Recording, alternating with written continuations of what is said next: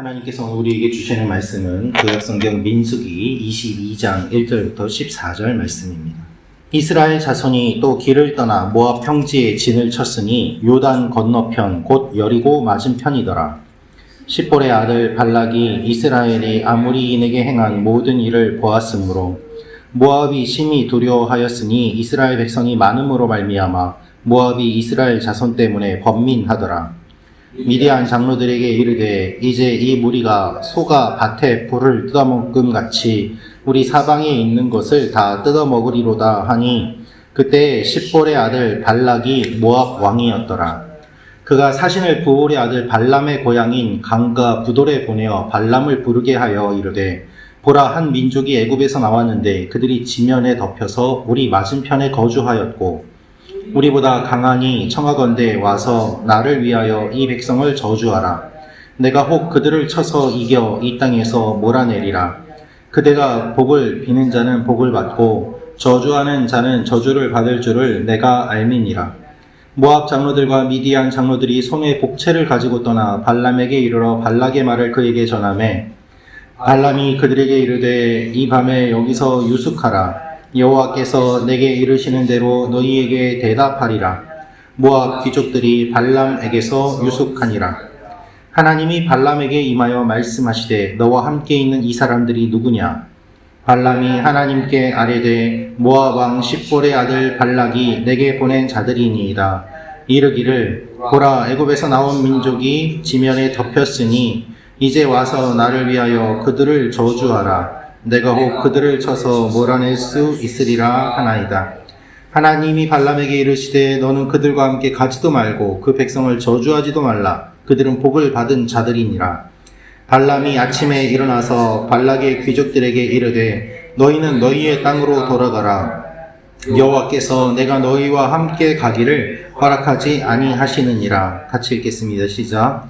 모압 귀족들이 일어나 발락에게로 가서 전하되 발람이 우리와 함께 오기를 거절하더이다. 아멘. 오늘 말씀은 이스라엘 백성들을 저주하고자 하는 발락과 발람의 이야기가 이제 기록이 되어 있습니다. 오늘 이 말씀을 통하여서 우리가 알 수 있는 몇 가지 내용이 있습니다. 그것은 첫째로 승리 후에 더욱 조심해야 합니다라는 것입니다. 승리 후에 더욱 조심해야 합니다. 1절부터 3절 말씀을 제가 읽어드리겠습니다. 이스라엘 자손이 또 길을 떠나 모압 평지에 진을 쳤으니 요단 건너편 곧 여리고 맞은편이더라. 십볼의 아들 발락이 이스라엘이 아모리인에게 행한 모든 일을 보았으므로 모압이 심히 두려워하였으니 이스라엘 백성이 많음으로 말미암아 모압이 이스라엘 자손 때문에 번민하더라. 오늘 말씀 앞에 어떤 내용이 나와 있는가 하면 이스라엘 백성들이 시혼과 전쟁을 하여서 승리하고 바산 방향으로 가서 거기에서도 승리한 내용이 기록되어 있습니다. 그래서 그 이후에 다시 거점 지역인 모압 땅으로 돌아왔는데 이 모압 평지에 진을 쳤을 때에 모압 왕 발락이 이스라엘 백성들을 보고서 두려워하는 내용입니다.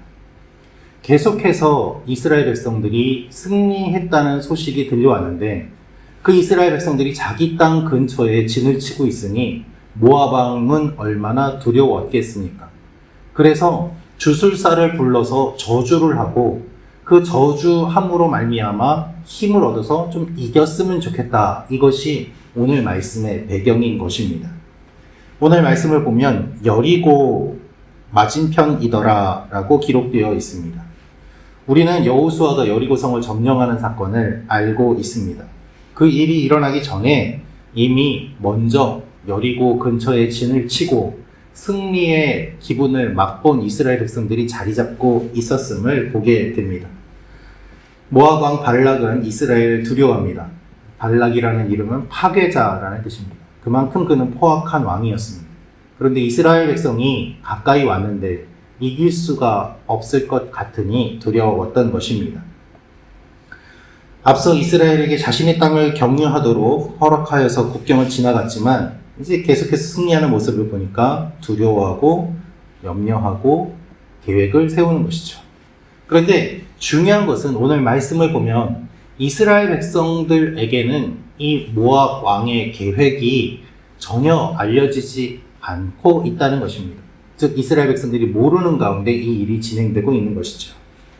여러분, 우리는 반드시 작용과 반작용의 법칙을 기억해야 됩니다. 우리가 영적으로 승리하면 감사한 일입니다. 그러나 반대로 사탄은 분노하고 복수할 계획을 더 치밀하게 짜게 됩니다. 예수님께서 귀신 들린 자를 고쳐주셨을 때 그가 그 이후에 그 내면을 깨끗하게 하지 않으면 7 귀신을 다시 데리고 들어오는 것처럼 승리했다고 해서 방심하면 반드시 그 보복을 당할 수도 있기 때문에 깨어서 준비해야 되는 것이죠. 사탄은 항상 기회를 노리며 끊임없이 우리를 넘어뜨리려고 합니다. 그래서 은혜 받은 다음에 경계해야 되고 하나님을 깊이 만난 다음에 더 조심해야 되고 계속해서 승리할 수 있도록 깨어 있어야만 하는 것입니다. 그래서 우리가 기도를 쉬어서는 안 되는 이유가 여기에 있습니다. 계속해서 하나님 앞에 기도하며 나아갈 필요가 있는 것이죠. 항상 부흥할 때에는 위기도 같이 찾아옵니다. 항상 사람이 많이 모일 때에는 이상한 사람도 같이 모입니다. 그것을 기억해야 됩니다. 그래서 하나님께서 지켜주시도록 깨어 기도할 필요가 있는 것입니다. 우리의 영적인 삶에 있어서 안주하지 않고 하나님 앞에 끊임없이 깨어서 나아가는 오늘 하루가 되시기를 소망합니다. 두 번째로 알 수 있는 것은 악인은 악한 일을 꾸미는데 힘씁니다 라는 것입니다. 악인은 악한 일을 꾸미는데 힘씁니다. 4절부터 6절 말씀 우리 다시 한번 읽어보도록 하겠습니다. 시작. 미디안 장로들에게 이르되 이제 이 무리가 소가 밭에 풀을 뜯어먹음 같이 우리 사방에 있는 것을 다 뜯어먹으리로다 하니 그때 십볼의 아들 발락이 모압 왕이었더라. 그가 사신을 부올의 아들 발람의 고향인 강가 부돌에 보내어 발람을 부르게 하여 이르되 보라, 한 민족이 애굽에서 나왔는데 그들이 지면에 덮여서 우리 맞은편에 거주하였고 우리보다 강하니 청하건대 와서 나를 위하여 이 백성을 저주하라. 내가 혹 그들을 쳐서 이겨 이 땅에서 몰아내리라. 그대가 복을 비는 자는 복을 받고 저주하는 자는 저주를 받을 줄을 내가 알미니라. 아멘. 발락은 부돌이라는 곳에 거주하는 발람을 소환해서 저주하려고 합니다. 발람은 당시에 명망이 높은 점쟁이였습니다. 그런데 이때 그가 살고 있던 장소를 추측해보면 지금 발락과 발람은 거리가 약 640km 정도 떨어진 곳에 있습니다. 먼 곳에 있는 주술사를 불러서라도 이스라엘을 저주하겠다라는 것이 지금 이 왕의 마음인 것입니다. 발락이 그만큼 악한 일에 힘쓰고 있습니다. 그래서 장로들에게 복채를 많이 들려보내서 이 주술사를 초대하려고 하는 것이 오늘 말씀의 내용인 것이죠. 여러분, 640km가 아니라 수천 킬로미터가 떨어져 있어도 주술사를 불러서 저주하려고 하는 것이 악인들의 모습입니다. 악을 행하는 데는 얼마나 열정을 내는지 모릅니다. 그것이 사람의 본성입니다. 악인의 본성입니다. 선한 데는 그렇게 게으르면서 악한 일을 할 때는 너무나도 부지런합니다. 새벽에 예수님을 재판하는 사람들의 모습을 보십시오. 그들이 잠도 안 자고 재판하는 모습을 보면서 우리는 악을 행하는데 사람들이 얼마나 열심인지를 알 수 있지 않습니까? 우리는 이 사실을 기억해야만 합니다. 선행을 행하는 사람보다 악행을 행하는 사람들이 더 열심입니다. 발락은 하나님을 믿지 않고 주술사를 믿었습니다. 이 주술사를 부르기 위해 이렇게 애를 씁니다. 그러나 하나님을 믿는 이스라엘 백성들은 하나님이 함께 계심에도 불구하고 거하심에도 불구하고 하나님께 불평하고 원망할 때가 얼마나 많이 있습니까? 우리는 악에 대해서 깨어 있어야만 합니다. 악을 철저하게 알아야만 합니다.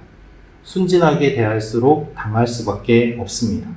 오늘 나는 나의 삶 속에 일어나고 있는 이 악한 일들과 악한 마음들에 대해서 얼마나 깨어있고 분별하는지 잘 살펴보시는 하루가 되시기를 바랍니다.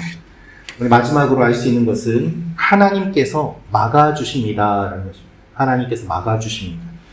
우리 9절에서 12절 말씀 같이 읽도록 하겠습니다. 9절에서 12절입니다. 시작.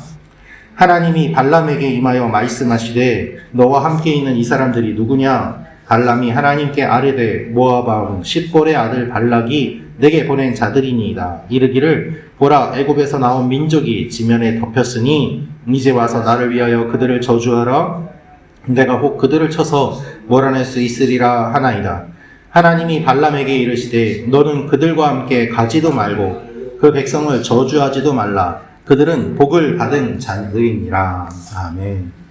이스라엘 백성들은 하나도 모르는 가운데 오히려 하나님께서 발람에게 나타나셔서 직접 말씀하시고 저주하지 말라고 하십니다. 그들은 복을 받은 자들이기 때문이다 라는 것입니다. 여러분, 우리가 모르는 가운데 하나님이 역사하십니다. 하나님이 일을 하십니다. 주술로 이스라엘을 공격하려고 했던 발락의 계획이 무산되도록 하십니다.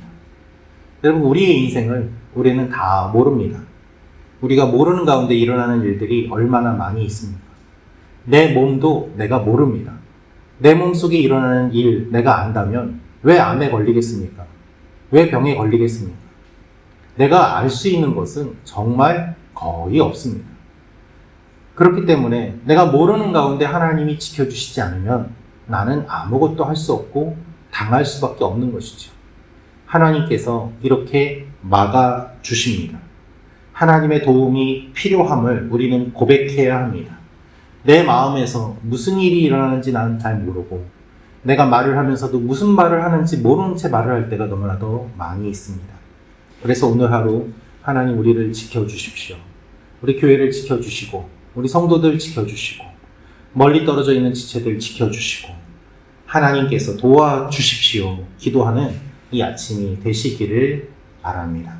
이 말씀을 기억하며 하나님 앞에 기도하며 나아가는 여러분과 제가 되기를 원합니다. 기도하겠습니다.